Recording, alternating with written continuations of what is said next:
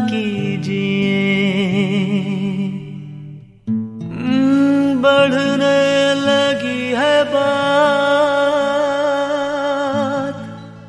कोई बात कीजिए। है जिंदगी का साथ,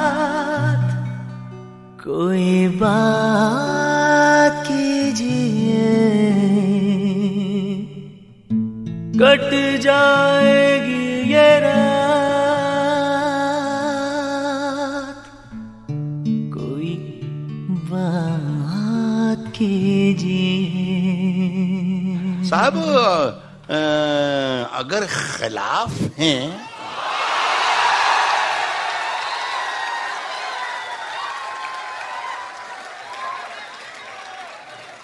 होने तो,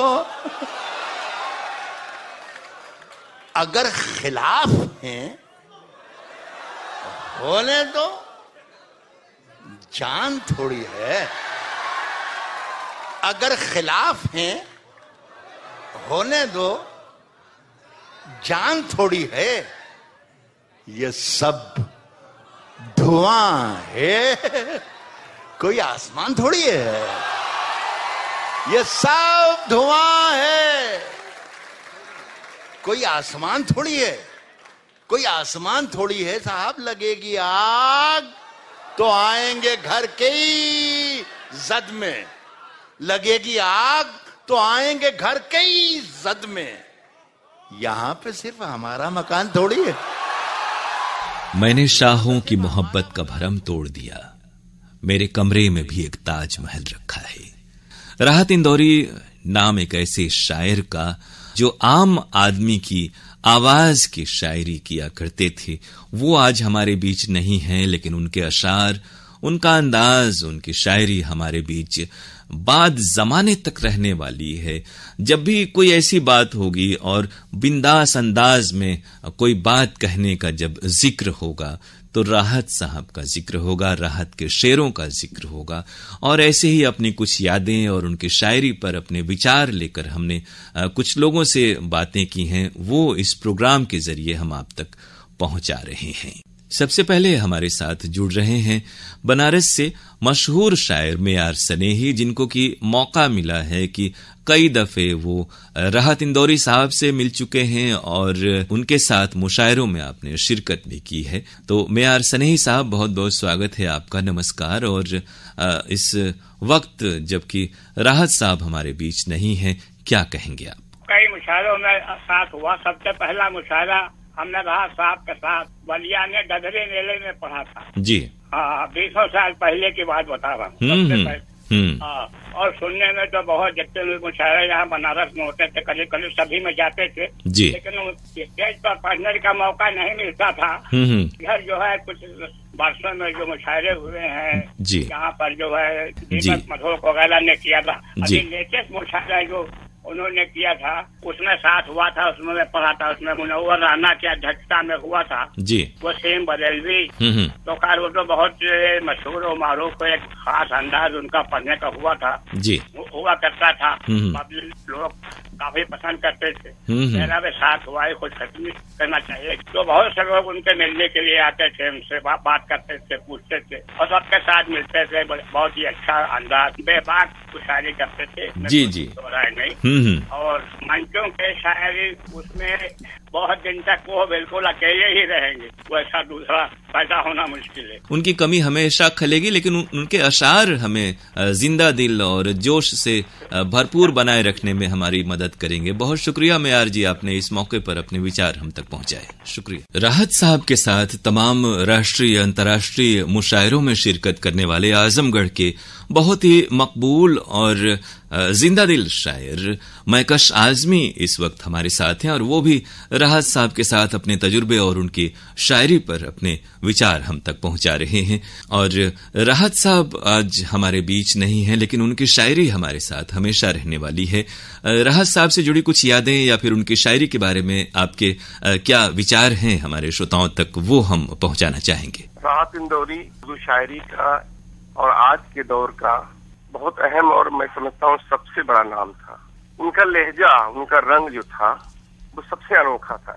उनकी शायरी को जहाँ आवाम पसंद करती थी, मुशायरों में पसंद किया जाता था, वहीं उनको खास लोग भी पसंद करते थे, जो शेर व अदब से ताल्लुक जिनका था, जो शेर व अदब की जानकारी जिन्हें थी, जिन्हें साहित्य की जानकारी थी। राहत इंदौरी के साथ ये बात जुड़ी थी कि वो एक पढ़े लिखे शायर थे, उन्होंने एक यूनिवर्सिटी में मुलाजमत की थी, और एक बात और उनके साथ जुड़ी थी कि वो एक गरीब लड़का था। इन्होंने ये समझा कि मुशायरे हम पढ़ रहे हैं और बहुत मसरूफ हैं, तो बच्चों का हमारी यूनिवर्सिटी का नुकसान हो रहा है, तो उन्होंने सोचा कि मैं ये नुकसान क्यों करूं। तो उन्होंने गरीब लड़के को कहा कि अगर इसको रख लिया जाए तो ये नौकरी मैं छोड़ सकता हूँ। ये बहुत बड़ी बात थी। जी जी, एक बहुत बड़ी खास बात थी। बहुत सखी थे, बड़े दानी किस्म के आदमी थे। जिसके यहाँ भी जाते थे और जिसके यहाँ रुकते थे, उसके दोस्तों को, गरीबों को, स्टेज पर खास तौर पे जो गरीब शायर होते थे उनकी बड़ी मदद करते थे। जी जी, और अपने लहजे के एतबार से पूरी दुनिया में जाने जाते हैं। मैं समझता हूँ कि अब राहत इंदौरी अपने लहजे के एतबार से, जी जी, शायरी तो जमाने से अब उसका हम इतना लंबा फैसला नहीं कर सकते जी, अपने लहजे के एतबार से राहत इंदौरी का कोई बदल मुमकिन नहीं। एक अच्छी बात और थी कि जब वो स्टेज पे होते थे, कोई शायर अच्छा शेर पढ़ता था तो दाद जरूर देते थे।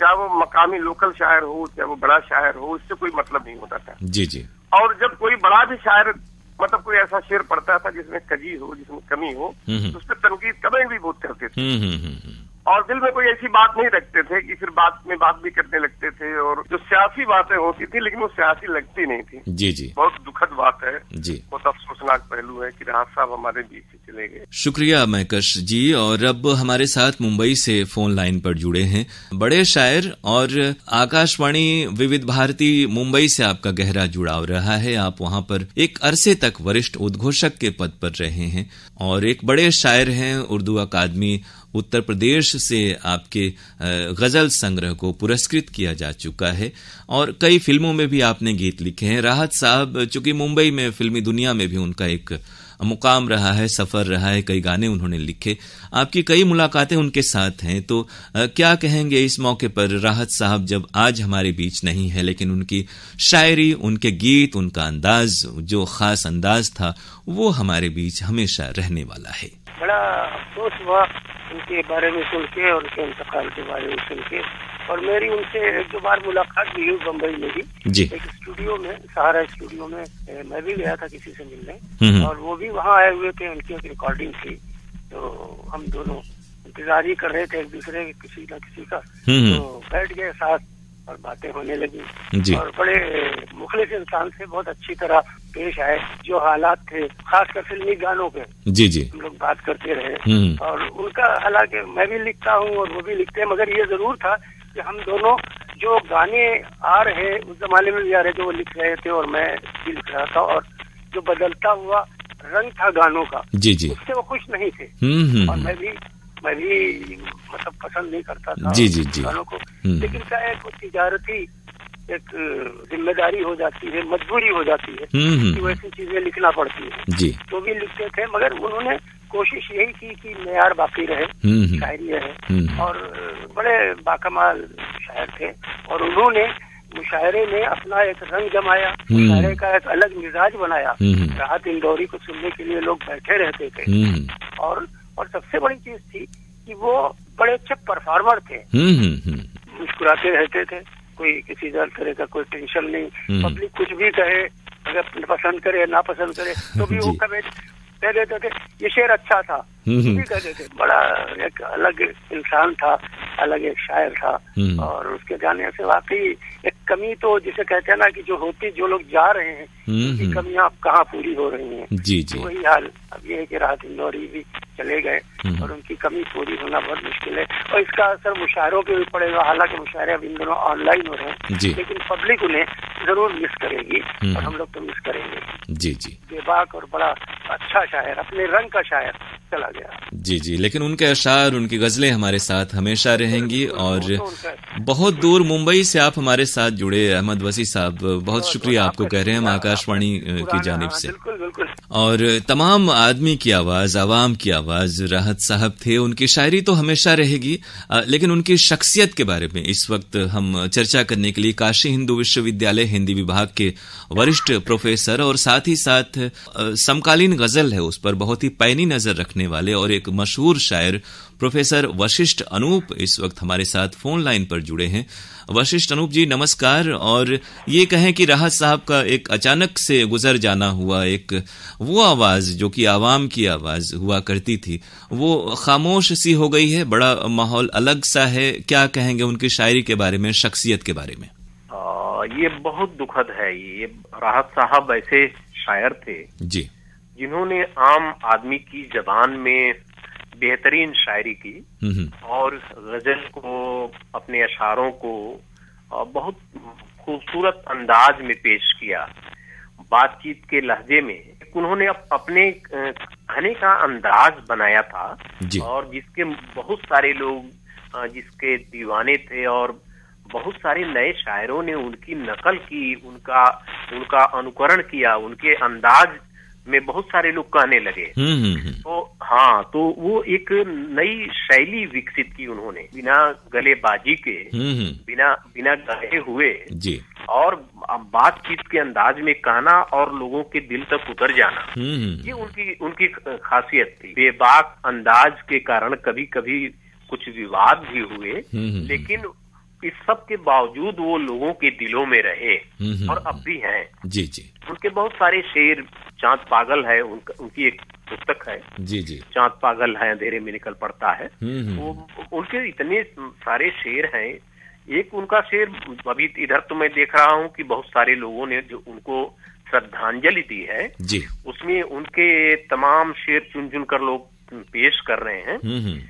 मुझे उनका एक शेर बड़ा अच्छा लगा था। एक दिन मैं क्लास में तुलसीदास बात करते हुए जी, मन पछताई है अवसर बीते, तो हाँ, तो उसमें आता है कि मतलब ये सभी तुम्हें छोड़ेंगे जो तुम्हारे अपने हैं। मुझे इनका एक शेर याद आया, मेरे अपने मुझे मिट्टी में मिलाने आए, तब कहीं जाके मेरे होश ठिकाने आए। कविताएं बहुत सारे लोग लिखते हैं, गजलें बहुत सारे लोगों ने लिखी है। जो शेर अवाम के बीच चले जाते हैं तो ऐसे कुछ शेरों में ऐसी ताकत होती है कि वह सबके मन की बात कहते हैं। तो यह विशेषता उनके यहाँ है, राहत इंदौरी साहब के यहाँ। दुखद है कि अचानक ऐसे अपने बहुत प्यारे शायर का जाना बहुत दुखद है हमारे। सही कहा आपने कि शायर अपने अंदाज से, अपने अशार से आवाम के बीच में हमेशा जिंदा रहता है। और राहत इंदौरी साहब के तो कई अशार हैं, कई शेर हैं जो कि तमाम मौकों पर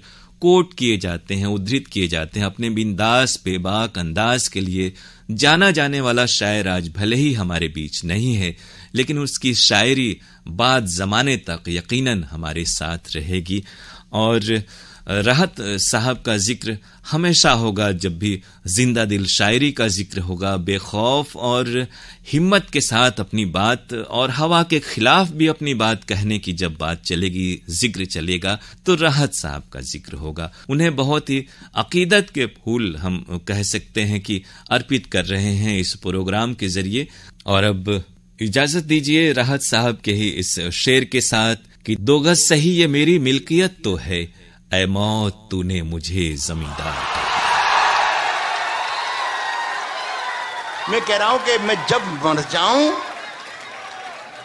तो मेरी अलग पहचान लिख देना। मैं जब मर जाऊं तो मेरी अलग पहचान लिख देना।